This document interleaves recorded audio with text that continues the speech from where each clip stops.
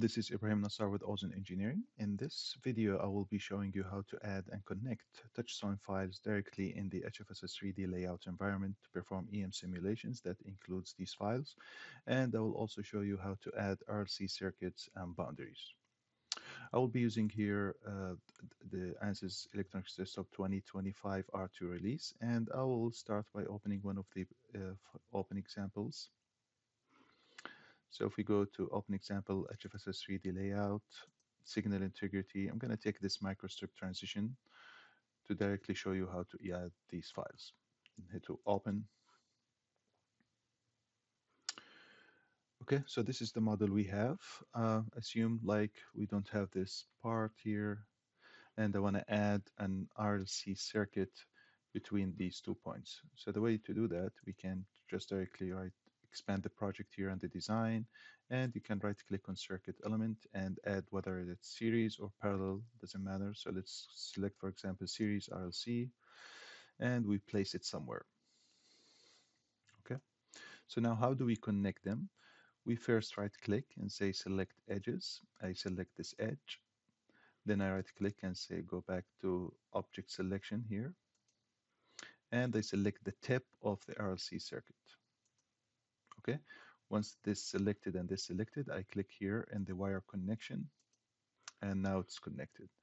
Similarly, now I go do it for the other side, then right click, select edges, I select this edge, and I connect. So now they are connected.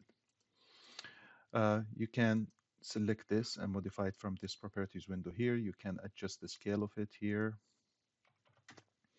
You can as well do some modification here to remove R, L, and C, for example, and keep them all if needed and modify their parameters. Similar procedure will be for the parallel RLC circuit. Now assume you want to add a TouchStone file. Similarly, we can right click on circuit elements and select add import model. Then you select create new. Then you navigate to a TouchStone file that you have. I'm gonna select one that's placed in the desktop. So I go here, and this is an S2P file, for example. I click open, okay, and I place it somewhere. So now how do I connect them? Same procedures. I go to the select mode. I select the tip of the TouchStone file or the S parameter block. Then right click, select edges. I select this edge, and then I click the wire connection. Similarly for the other side. Then I select this tab. Then I click the wire connection, and now they are connected. Okay.